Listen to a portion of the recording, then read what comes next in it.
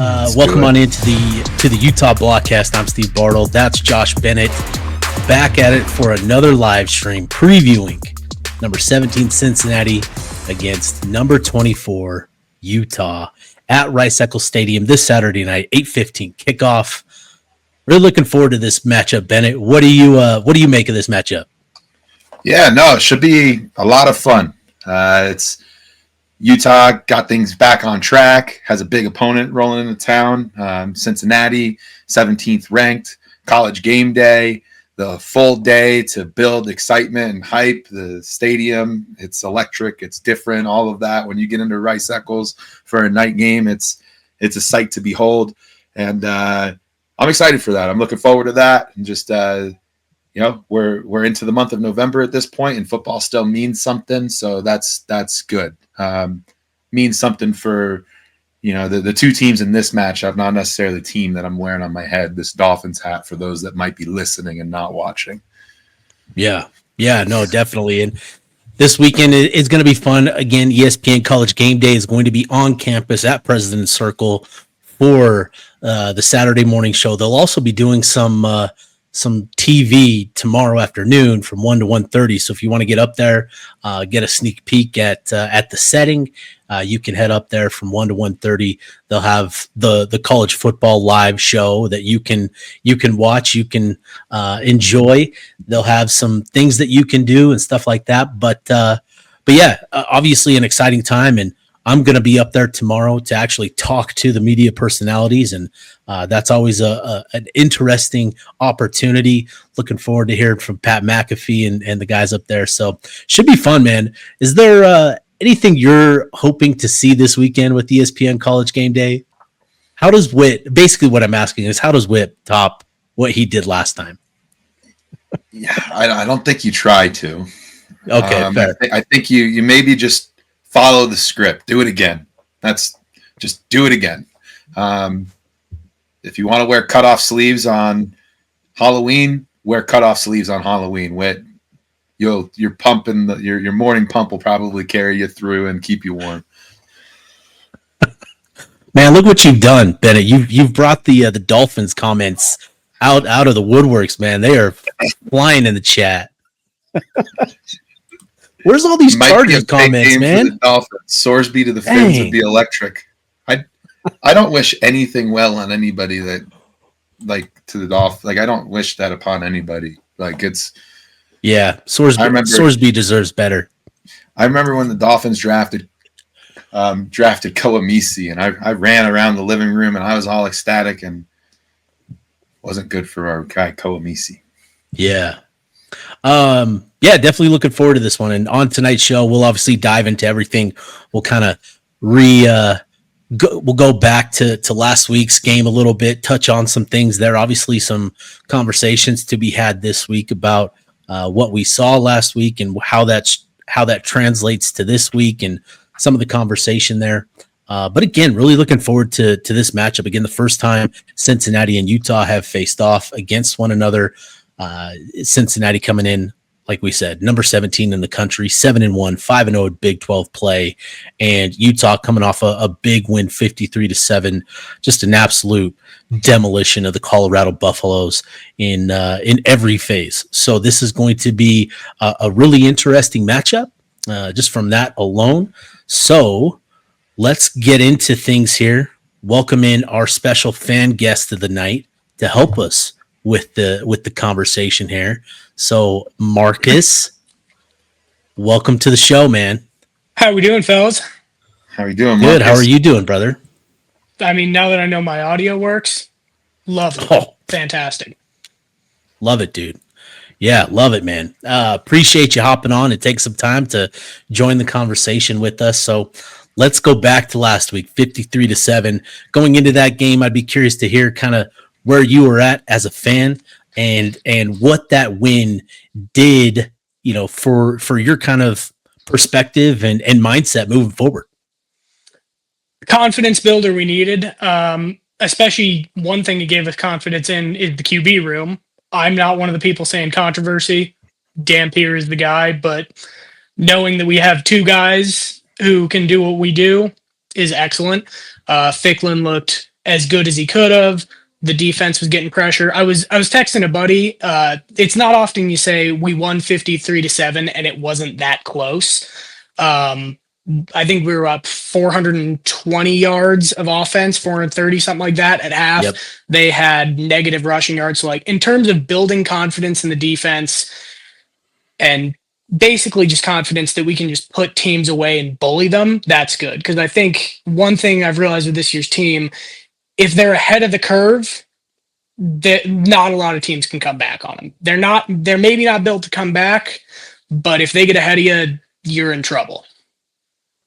So let me throw this to you guys. So obviously we saw the first half numbers. 43-0 is all you really need to see, but the 398 total yards for Utah to minus 18 yards for Colorado.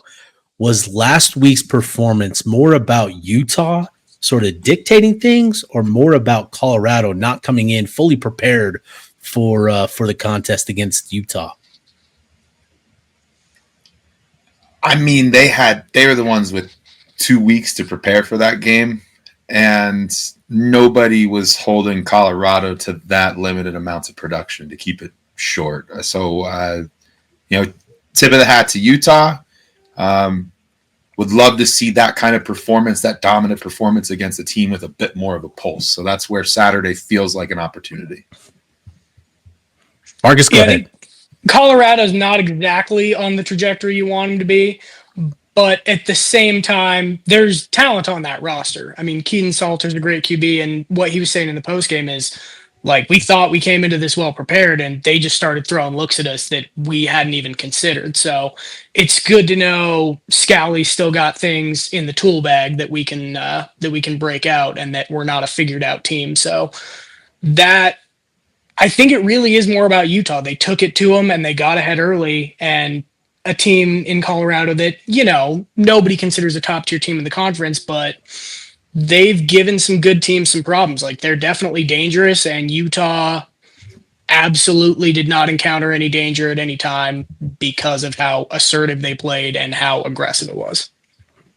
Yeah, I agree with you guys. I think Utah came into that game with obviously a tremendous game plan on defense that was 100% the correct call in every way. And I think Kyle Whittingham said it best, where it just had a snowball effect where the more they blitzed, the more effective it was. And really, you could see that compounding effect on Caden Salter and his decision making, and some of the decisions he made throughout the night got worse and worse. Obviously, with the cherry on top being that safety to just throw it away where nobody was, and just the pressure there getting to him and forcing him into that mistake. So yeah, I'm with you guys. I think last week's win was more about Utah coming in with a great game plan and sort of dictating things as well. So now that we have that game in the rear view, Bird Ficklin, tremendous game. Obviously won Big 12 Offensive Player of the Week, Big 12 Freshman of the Week. I think the first quarterback in the Big 12 to do that this season. What has that done for the quarterback room and the conversation around it? It's not a controversy, but it's a conversation. Marcus? We're going to make me go for the controversial one? All right. You're our guest. Yes. I don't consider it a controversy. I think this is, in terms of the locker room, it looks to me like it's Dan Pierce's team, and he's had a lot of good games so far this season. It's awesome to know we have Ficklin, especially for the future. And it's awesome to know, God forbid something happens to Dan Pierce injury-wise, we've got a guy who can pick up the torch and keep running. I don't consider it a controversy. There's a lot to like about Ficklin's game in terms of his aggressiveness, his ability to make those split-second decisions, which for a freshman is awesome, and the zip he gets on the ball. But I do think there's a lot Dan Pierce brings to the table that works better with our offense, especially against tougher defenses. So in my mind, it's a confidence, not a controversy. I like where it's at, and I think if there's opportunities to get Ficklin involved with Dan Pierce still starting, fantastic. That's not an easy thing to do, but it's not a controversy in my mind. It's good to know we have two great QBs.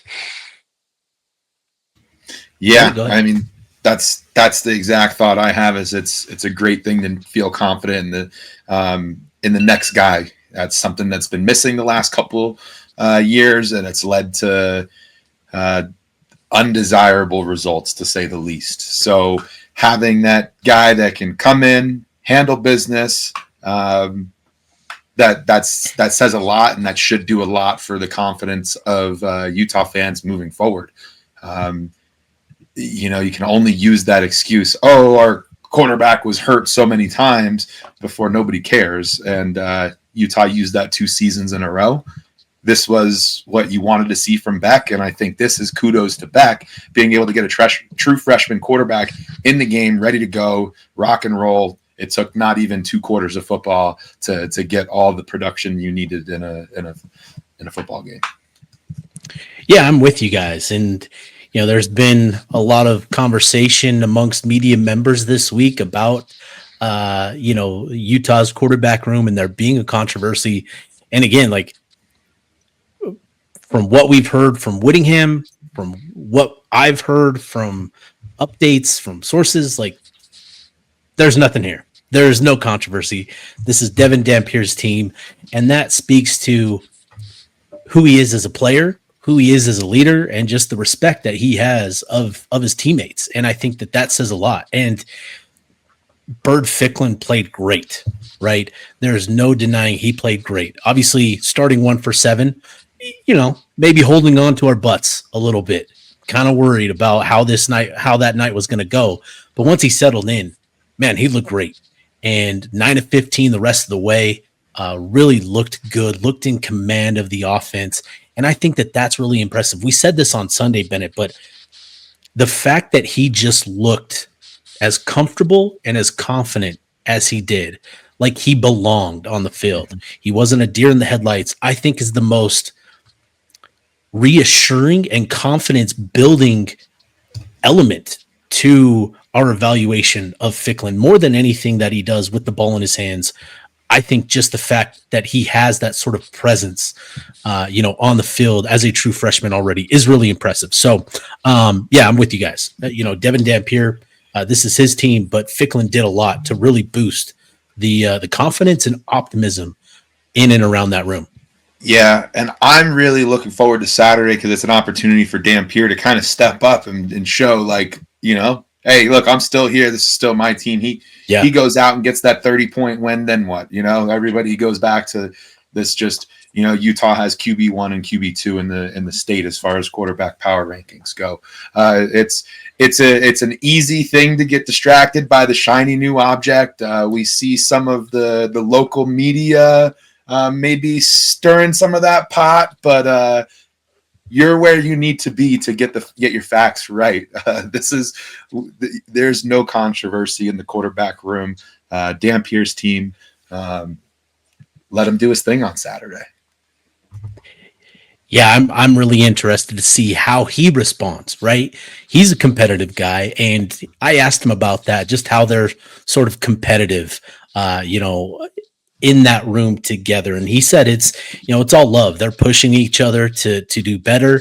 And for a fact that the way that Bird performed is going to motivate him and push him to perform better. So really interested to see how he performs this weekend. And obviously a big test with Cincinnati coming in, obviously 7-1, 5-0 in Big 12 play. They've won 7 straight games. Brennan Sorsby is playing great football, arguably the best in the Big 12, to say the least, but one of the top 5 quarterbacks, arguably, in the country this year. So, this is a big game, and I'd be curious to hear from you guys. What are our expectations for Utah going into this game, or what are your expectations for Utah going into this game in turn, coming off of that performance last week, what it did, to kind of help the mentality, the outlook moving forward. But what are your expectations going into Saturday night's contest? Guess first. I mean, Sorsby in a conference with a lot of good QBs, he's looked very good. I watched a little bit of Cincy to try and prep for this, and the guy's good. He he's a good mix of decisive, but he also takes what the defense is given to him. So I think a lot of what we need to do is safety play is where a lot of this is going to come down to. And fortunately for us, Benny's got a good nose for the ball. Teo Johnson's good in coverage. So we've got a good mix. And I think he's good. We have a defense that's well equipped for it. That's going to be nice. A guy you'd miss right now is like a Corene Reed. So somebody needs to step into that role, I think, be getting sideline to sideline, because if Sorsby starts getting upfield, it looks like he's going to hurt you. So I think the biggest thing on defense is just they're going to get theirs, but you got to contain it. And on offense, I really think we can push them around with the run. I really do. I think Daniel Bray is going to be good enough. And from what I've seen of Cincinnati, their front isn't terrible, but they leave holes where our run game tends to find them. So I'm seeing a lot of things line up where I'm like, I think there's opportunities there. And if we play our game, we don't try and lean into the throw too much. Don't get off our game. I think things look good. Love it. Bennett? Yeah, I think Utah needs to play like the best team Cincinnati's faced all season. And that should be step one. Cincinnati, while they stacked up some wins, this is their first. They got to win against Iowa State. Iowa State kind of proving that they're maybe not what they once were believed to be. Utah kind of in that territory. Is Utah good? Is Utah not good? This is a game where Utah needs to show, hey, Utah are just a weight class above, a tier above. That kind of needs to be apparent from the jump. Don't want to get too much into the winning recipe that I've put together here, but Cincinnati, they like to get out front and they like to control the game, and that's not going to cut it for Utah. Utah needs to be the ones getting out front, and Marcus touched on that earlier. That Utah's built to play with the lead. Need to see some of that. Sorsby's great. He's been an awesome quarterback. You could put him wherever you want in the rankings, the power rankings for the Big 12. The way that he just has that, he has really good balance. He has really good poise. He has good patience. He's not horrible when he gets pressured. You don't get home against him very often, but that's credit to him, getting rid of the ball or taking off before that opportunity comes. He's a good quarterback. I know there's a lot of words being said about Evan Pryor missing this game. One thing to keep in mind, Tawi Walker, the other running back, it's very much it's a 1-2 punch there. Walker has 12 yards less than Pryor, so they very much still have a running back, a running back that can kind of do this and kind of do that, a little bit of power, a little bit of speed. So they're going to be a tough out, but this is that kind of game that you'd love to see Utah come in and Utah's smoking everybody that they're not. This is a team that you'd love to see Utah smoke in a on national stage with all the college game day attention and everything, ranked win. This would be one of those games that I think would help the people who still aren't fully healed from a loss a couple weekends ago. This would be what I think might piece everybody back together. Love it. Love it. Love it. And before we kind of get into more of the matchup here, want to talk about ESPN College GameDay's celebrity guest picker, Alex Smith, announced as Utah's guest picker this weekend. Just want to hear from you guys, Marcus, Bennett, your thoughts on Alex Smith, and then also want to throw it out to the chat. Please feel free to use the chat. We love highlighting comments throughout the show, and would love to hear from you guys about Alex Smith, your favorite memory, what you appreciate most about him. What are your thoughts on him coming to Salt Lake this weekend? So to you guys, Marcus, Bennett, what are your thoughts on Alex Smith as the celebrity guest picker this weekend? So my first memory of Utah football is actually 2004 against Texas A&M. I was sitting northwest corner with my dad. It was Alex Smith, I believe, 78-yard touchdown pass to Steve Savoy. It's my first Utah football memory. So I love it. I think it's fantastic. it's one where getting a big national name, a big product of the program looks good for us. Like, if there's a guy that nobody in the fan base has a single bad word to say about, it's Alex Smith. So I love it. It's fantastic. I don't think it's an outside the box pick, but it's the perfect pick. Yeah, I really like it in terms of keeping your alumni around. Alex Smith is going to be there on Saturday. Eric Weddle's going to be there on Saturday. Last weekend, we saw Steve Smith, Paris Warren, Devontae Booker. Long list of people that are coming around. It's important to keep these guys around the program and keep them engaged, keep them connected, keep them part of that Utah football family for life. And getting Alex Smith involved is, I think, a very good move for potentially both parties, as Alex considers what life is after playing football, if you will. So getting him close to the program.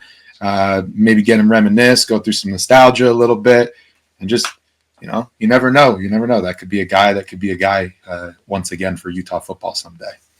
Right, hook and ladder in his honor, maybe? I don't know. Hey, there you go. Throw that out there a little bit. No, it's great. I think he is the perfect choice, right? And I think he's going to do a fantastic job on that set with those guys, and he's perfect for this fan base and what they're looking for, what they need, what they want. Are there any celebrities that you would put above Alex Smith? Who is on the very short list of celebrities that would top Alex Smith as Utah's celebrity guest picker? It's a very short list. Like, as far as notoriety goes, it's hard to not say Post Malone.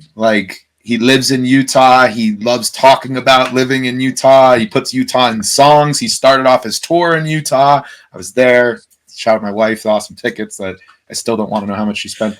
Anyway, Post Malone would be awesome. He's an entertainer. That's what he does. And if he's up there rocking the the good color red, it's not a bad look.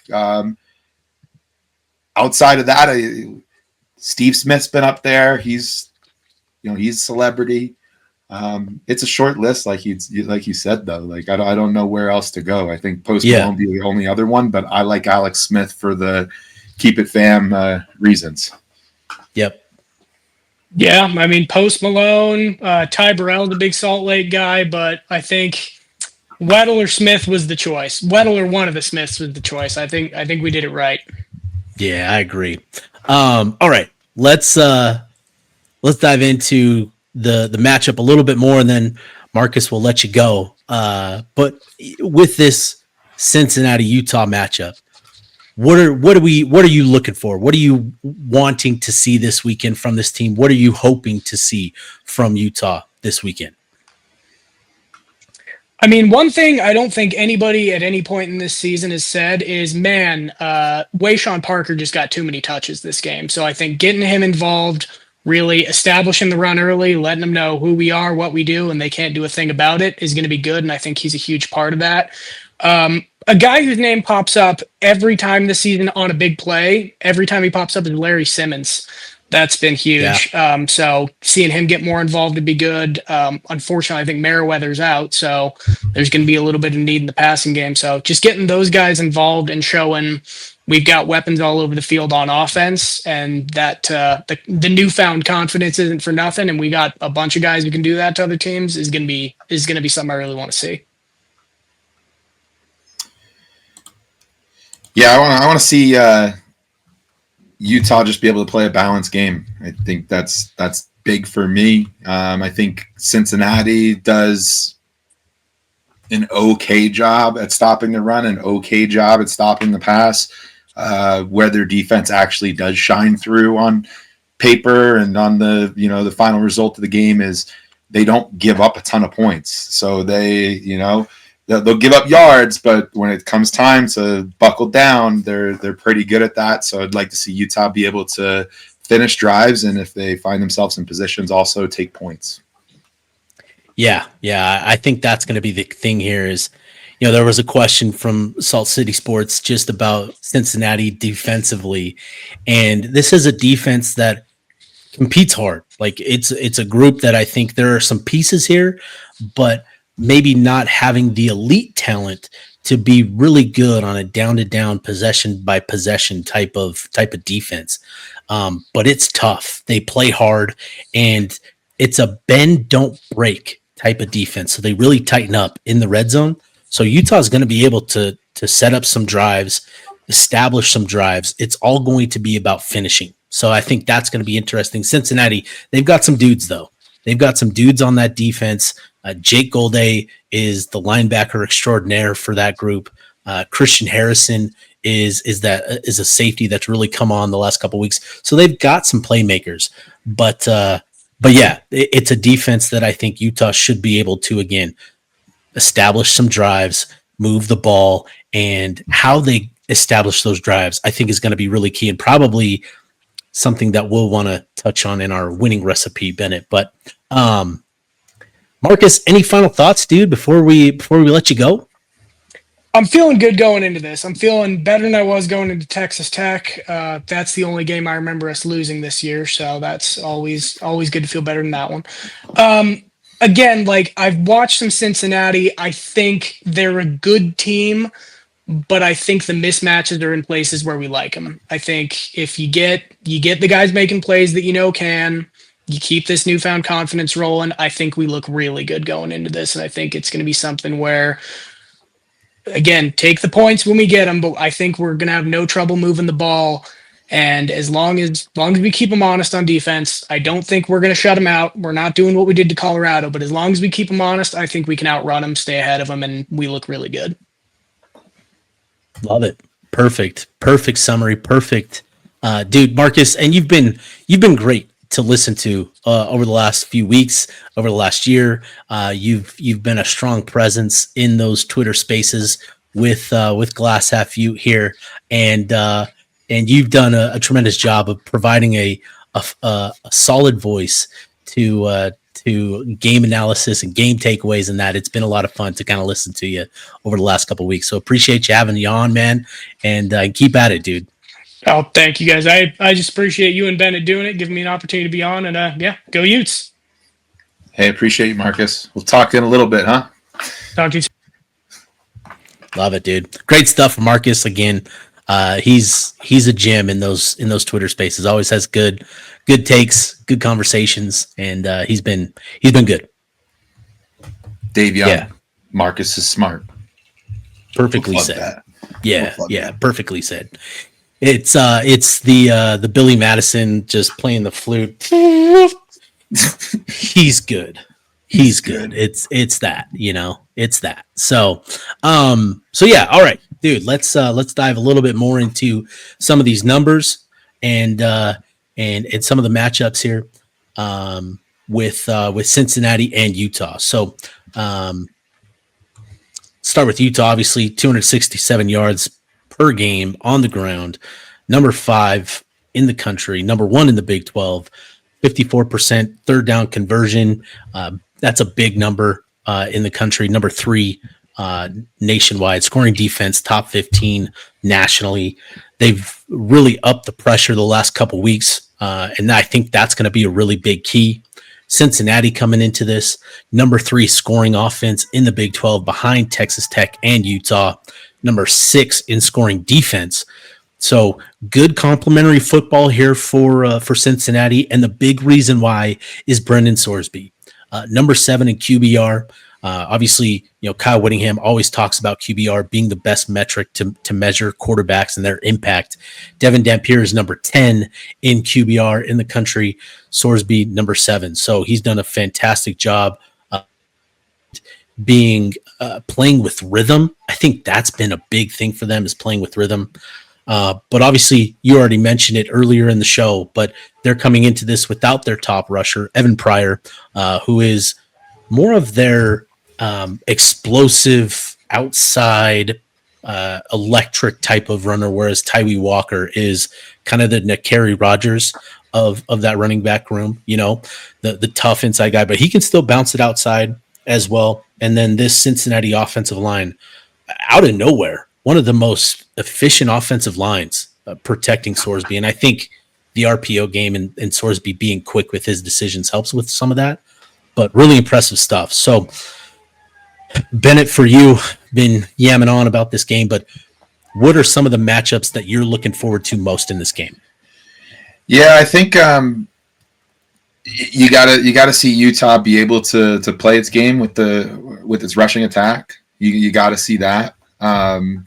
Since he's going to try to limit that, everybody's going to try to limit that and force Utah to beat you through the air. But I just until you see somebody truly stuff that run game, why not focus on that, right? So I would love to see Utah just play its game of football and go out and chunk out 250, 300 yards of rushing offense, to be quite frank with you. I do kind of relish an opportunity to have to throw the ball and want to see Cincinnati put Utah in some of those 3rd and 6, 3rd and 9, get Utah into some of those spots where they have to pass it just to feel like, okay, Utah can pass. But I think that's the big thing there. That's like the first thing I'm looking at is, can they stop the run? That's my question every week. I know it's a broken record, but can Cincy stop the run? Yeah, no, I think that's fair. And for me, the biggest key in this game is going to actually be getting pressure on Sorsby, because he's been able to operate in the pocket, with time and make good decisions. And again, the RPO stuff kind of helps them get the ball out quickly as well, kind of helps with the decision making.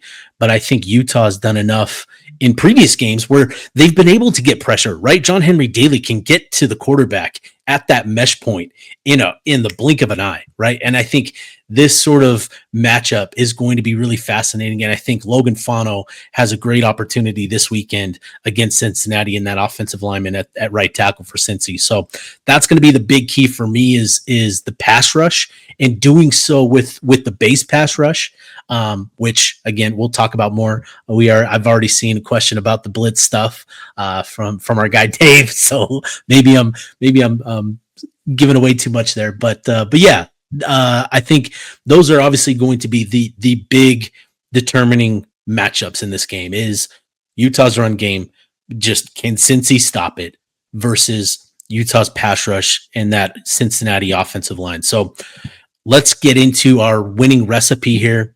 I'll let you go first with your first point in our winning recipe. Yeah, I touched on this earlier, but want to see Utah start fast. Cincinnati's been very stingy defensively in the first quarter. They've allowed just 10 points in 8 games this season. They've allowed just 10 points in the first quarter, outscoring their opponents 97-10. They like to play that game where they get out front and use that balanced attack and just kind of control tempo throughout the game. That's what's kind of helped them get to this 7-1 record they're sitting on right now. And chat, please feel free to share your thoughts on what your winning recipe would look like. We'll make sure to highlight that as well. So what are 3 things that you want to see? I always try to get my, 3 things, 3. What is your winning recipe for Utah this weekend? Please feel free to throw those comments in the chat. We'll highlight them while we're talking. All right. The first base ingredient in my winning recipe is playing with violence up front and being aggressive along the defensive front in particular, not necessarily blitzing like they did against Colorado. Although if Morgan sees opportunities to fire off some blitzes, have at it, dude. But I think more importantly than anything else is Utah's front 4 specifically, just playing with urgency and violence in this game. Cincinnati has a good offensive line. They do a good job of protecting Sorsby. So much there's such a strong point of emphasis in protecting Sorsby that they're more than willing to give up a holding penalty to protect him. So if you get pressure on him, you can draw the penalty, you can draw the dirty laundry on the Bearcats here. And part of this, again, as I've talked about, is their RPO game and getting the ball out quickly. And so for me, the best way to disrupt the RPO is by getting home quickly. And like I said, John Henry Daly has has the sort of get off, the burst, and acceleration to meet Sorsby at the mesh point before he can make a decision. And I think Logan Fano, if I'm looking for a one-on-one matchup in this game, it's Logan Fano versus that right tackle who I'm blanking on his name. I wrote it in the show plan, but I'm not going to look at it because I'm just going here. But Logan Fano against that Cincinnati right tackle is a matchup that Utah has to win. And it doesn't have to be just Logan Fano. They've been rotating Lance. They've been rotating Cash in at that right spot as well. But that's a spot where Utah has to take advantage, get pressure, and beat that right tackle. So that's going to be the key for me is Utah's defensive front playing with urgency and violence. My second ingredients was find offensive balance. So I kind of talked about that already. Going to have to be able to run it. Going to have to be able to pass it. Cincinnati's okay at both. I'm going to pivot. I'm going to say don't let the moment be too big. This is Utah's third time in the spotlight, getting a lot of attention. There's a lot of hype around this one with College GameDay coming in, ranked matchup, season on the line, yada, yada, yada. Don't let the moment be too big. You've let it beat you twice. Settle in, play your game, and act like you belong. That's where I'll pivot to. For me, number 2, establish the passing game. We obviously we talk a lot about the run game, and it's up to Cincinnati to prove that they can stop it. But I think Utah can do a lot by establishing the passing game early. And with what we've seen the last couple weeks with JJ Buchanan and Larry Simmons, I think you're starting to see some guys that Utah can rely on beyond Ryan Davis and beyond Dallin Bentley that can open up the passing attack, right? And I think with Devin Dampier coming back, I think you can kind of count on some of those targets shifting back to Ryan Davis a little bit more. There's just a lot of trust there. But I hope that there's a point of emphasis in getting JJ, getting Larry more opportunities this week as well, because Cincinnati coming into this, if there's a weakness on the Cincinnati defense, and there is, it's a defense that gives up yardage, it gives up points, but still number 6 in scoring defense. But again, it's a bend, don't break. So what I want to see is Utah move the ball through the air between the 20s, right? Establish the passing game there. And then when it gets down to crunch time in the red zone, that's where you rely on the run. That's where you want your offensive line to be bullies. So for me, I want to see Utah establish the passing game to help open up and preserve that space to set up the run game the rest of the way. Because after running for 422 yards, the point of emphasis, number 1, 2, and 3, the winning recipe for Cincinnati coming into this, stop the run, stop the run, stop the run. You said that's a place that you can bully them in their secondary without going and like reading out like heights and weights and things like that and saying much more than that. A guy like JJ Buchanan can bully on that side of the ball. Anyway. Yeah. My third is get pressure on Sorsby, which is easier said than done. He's the guy that can make you pay with his arm, make you pay with his legs. Cincinnati has the lowest sack rate in the Big 12. You kind of touched on that. They're not necessarily good or bad in terms of pressure allowed. They sit right in the middle of the Big 12. So if you give Sorsby too long, he's going to either find the open man or he's going to escape through a running lane. He's going to find ways to create some of that chaos.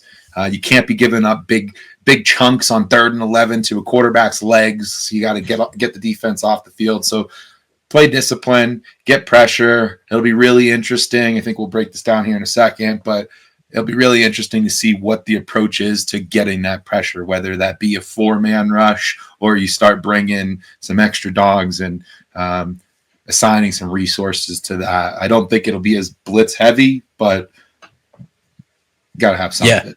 So yeah, we'll get that one in a second. And I think for me, the third and final ingredient in my winning recipe is be prepared, be energetic, and give the crowd fuel, right?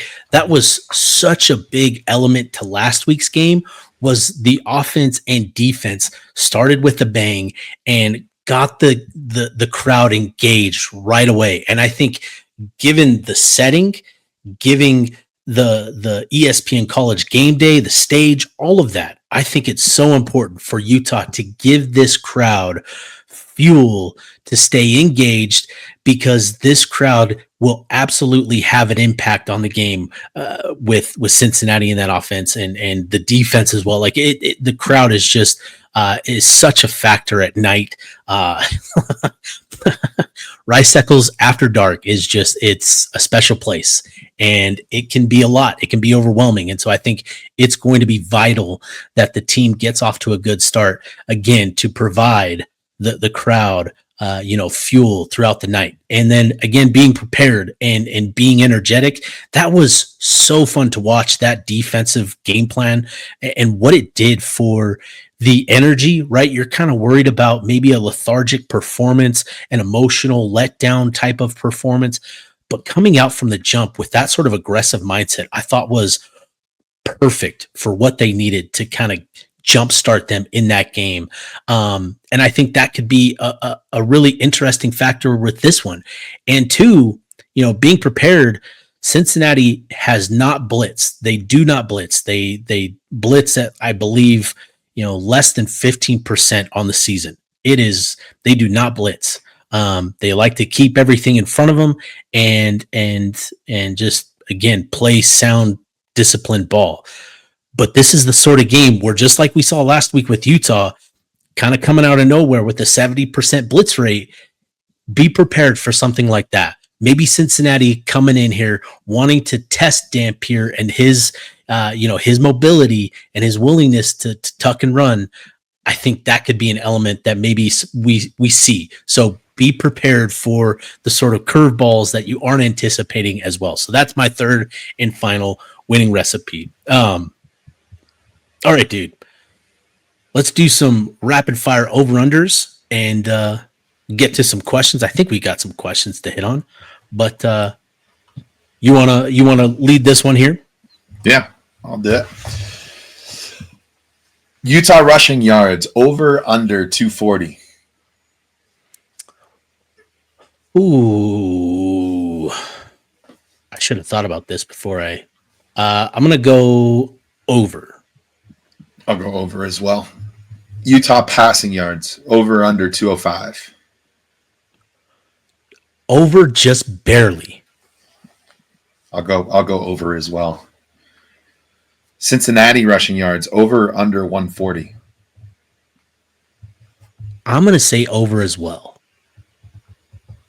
I think I'm just sort of anticipating maybe a Sorsby scramble, maybe some keepers that catch Utah by surprise. That's what I'm thinking here.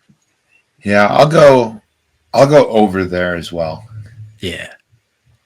Utah sacks over under 2.5. Man, the way they've been getting after it. I'll go over. I'll go 3. I'm thinking 3. I'll go 3 as well. Night game, home. Yeah. Over. And that would be significant. You get 3 sacks against Cincinnati. That would be big. Ooh. Because that's been an element that hasn't impacted them this season. So they've given up how many on the year? Like 2. Yeah, but Jordan Seaton also never gave up pressures, and then John Henry Daly came along. So yeah, Utah came along. 3. You got to follow your gut instinct. These are rapid fire. Yeah, well, 2 sacks allowed. Yeah. Okay. Well, that's impressive. Get ready to learn 5.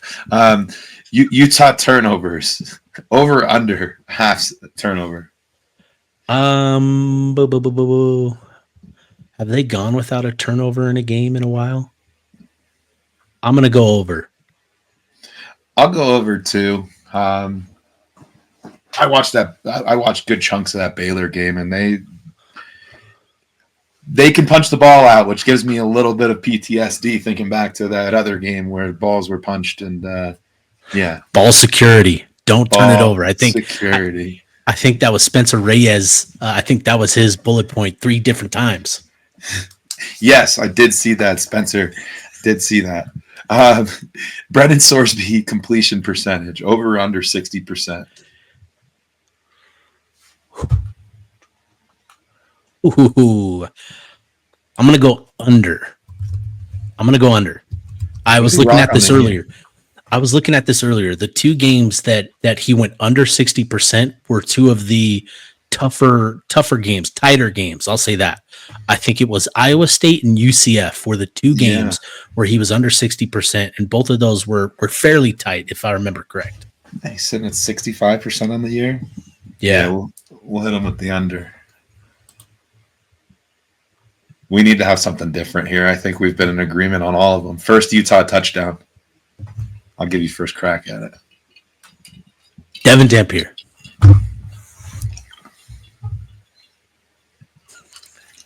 Larry Simmons.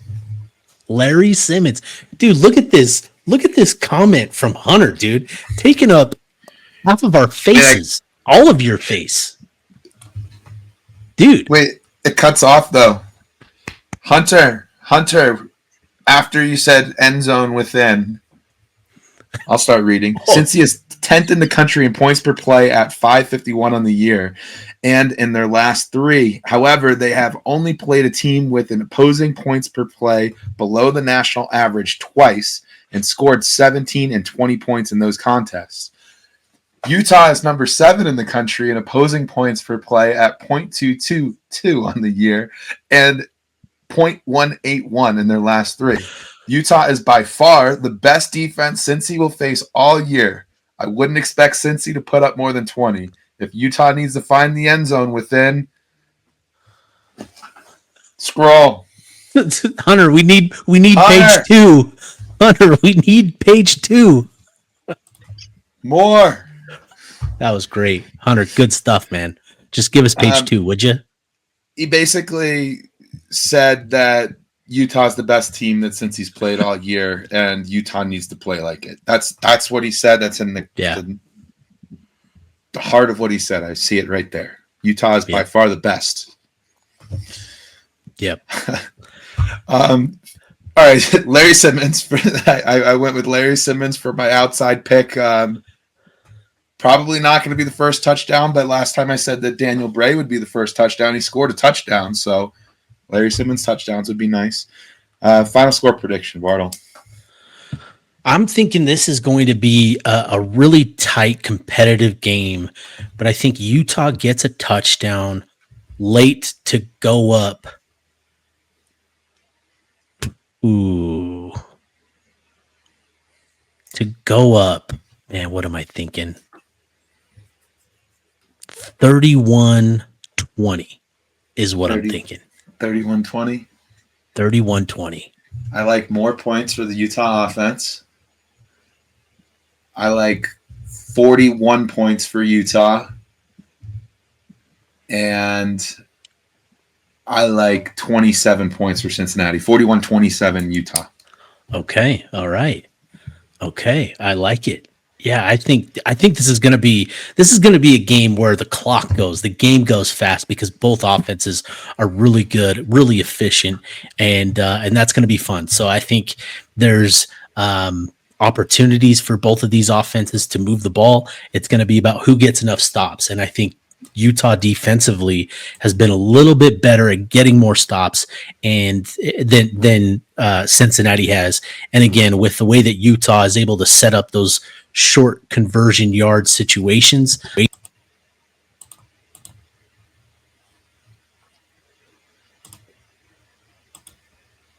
Okay, my back. I lost my bike. Yeah. Okay. All right. Do we have any questions we need to get to? Yeah, we got a couple here. Big Z, what's the likelihood that we can keep both quarterbacks for 2026? Start with the heavy ones. Ooh, buddy. I will say they're probably better than what you think. I know that there's been some conversation about the NIL stuff, and let me say that there have not been negotiations in any sense just yet. There are numbers floating around, and I've seen them, and they're not necessarily inaccurate, but I think there's a long ways to go in terms of figuring out money numbers before we get to throwing out what it's going to take to keep both of these guys in check. And I think the big thing here is you have Devin Dampier, you have Bird Ficklin. Both of them love being at Utah for different reasons, for their own reasons. And I think that's a big thing. So I think it's probably better than what you're thinking. But without a doubt, Utah's going to have to fend off some schools to keep both of them. Yeah, I think a lot of this will depend on how things shape up the rest of the way. So right now, I don't think the chances are horrible. You get into December, and it could be totally different. It just depend on how things go. But I think it's a good problem for Utah to have. So I'll leave that there. Salt City Sports. What up, Salt? Do you think more than 5 Cincy fans will be in attendance? And I'm going to give the follow-up question that it got cut off. Are those 5 Cincy fans in attendance just fans that are bored on a bye week? I wouldn't be surprised to see a lot of Cincy shirts for that very reason you mentioned there, Bennett. But talking to Eric Lilly, who he's the Bearcat Bunch Twitter account, does a good job. He was on the show, did an episode with him earlier this week. He said that there are going to be Cincinnati fans that travel from Cincinnati to Salt Lake City, that this was sort of a bucket list game for many in the fan base. So I think we'll see some legit Cincinnati fans, but I think we'll also see some inflated numbers maybe. Love it. More of a comment, but something definitely gotta, semi is a big loss. We'll do a quick 5 seconds. Pour one out for Semi. Pour one out. He'll be fine, but yeah. Love him. LW, do you think we should do more special teams trickery? Man, that was a lot of fun, wasn't it? Getting the block punt, getting the fake. I think it's if there are opportunities there, hell yeah, let it rip. I'm good with it if it's not on the return side of things. I want to be risk adverse. Okay, that's fair. But I did really like the block punt. I did really like the fake punt pass. Yeah. It was, dude, and it was executed really, really well. That was a great scout. They obviously saw some things where Colorado was just turning and running to get the return set up. They clearly saw that on film and had a great design set up to leak Bentley out into the flat, and Phillips hit him with a quality pass. Here, this is where I'm at.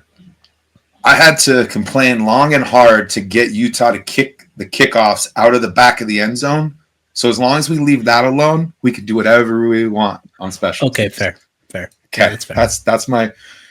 And I think a lot of people share that same sentiment with you. I'm a reasonable man. Yeah, for sure. Of course, last week, I think kickoff number 1 of 50, the first kickoff for Utah, left it short and tackled them on the 22, so saved 3 yards. And I'm like, that's when you like it. But anyway. This is a great one from Dave. Does Morgan change his blitz scheme against what looks like a better offensive line for Cincinnati, or has he found something effective against anyone? I'll tell you what, if there's something to be identified in preparation in film, Morgan Scally is going to put in the time to find it. And that's what he did in this one. Is they felt like they could get home with the blitz, and that it was going to be the best method to get Caden Salter out of rhythm. Now, like, Scally is pretty fairly aggressive when it comes to blitzing. I think he's right around 35%, which is pretty up there in terms of, defensive coordinators and their preferences to blitz. So I think it's still going to be a pretty heavy part of his game plan on a week in, week out basis, but I don't know that we'll ever see 70% blitz rate again. Yeah, it won't be that heavy. But I mean, you have to create some kind of pressure.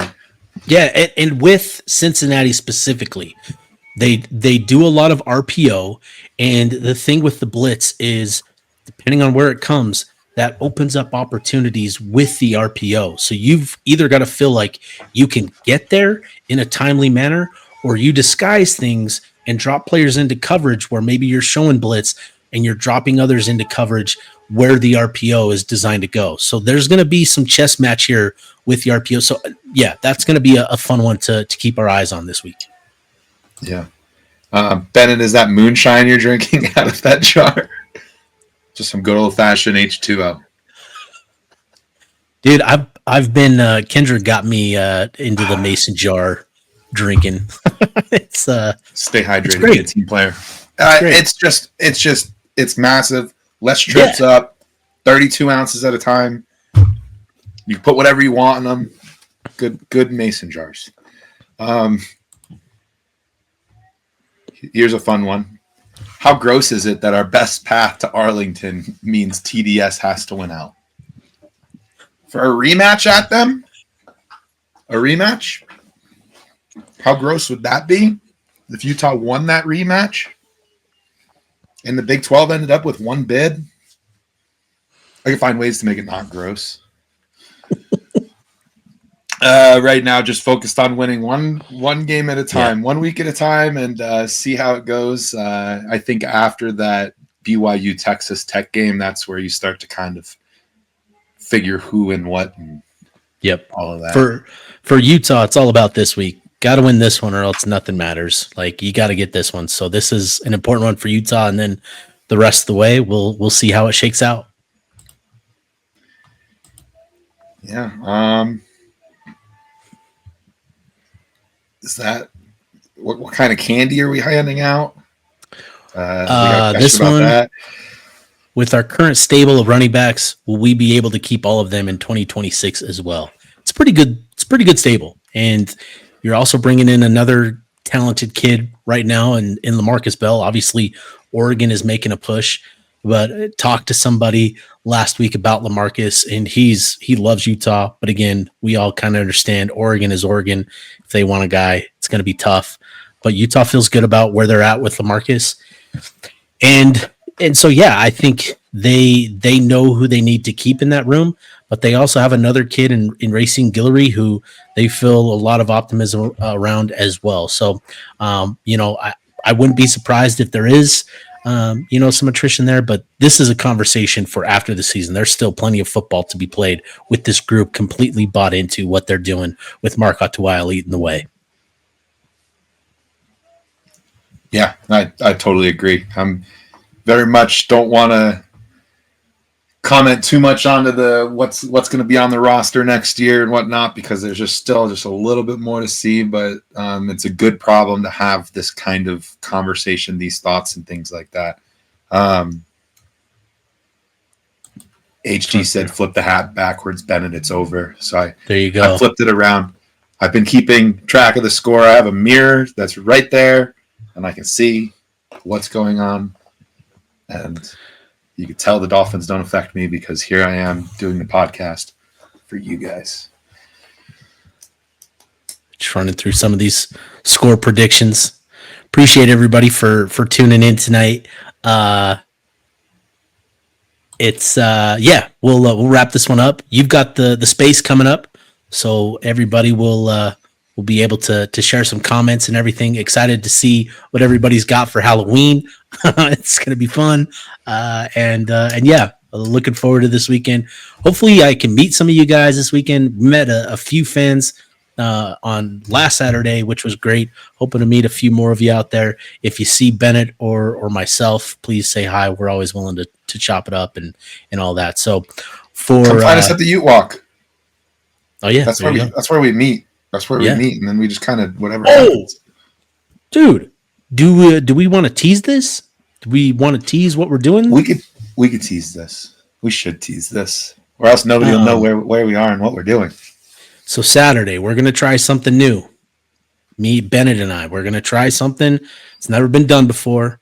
But we're going to do it. We're going to be brave, and we're going to push forward with our bravery and courage.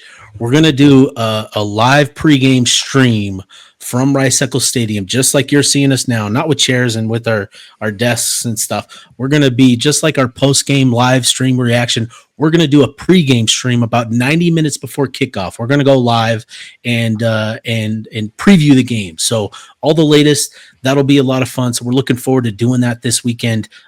Totally spaced that to share that earlier, but please feel free to keep an eye out for that. And we're really excited about it. It was Bennett mentioned it, and it was one of those epiphany type of ideas. So really looking forward to that. So we'll go ahead, we'll wrap this up, and we'll hop in that space here in about 10 minutes that Bennett will be getting up. But appreciate everybody for tuning in, and we'll be back at it tomorrow. Appreciate you guys.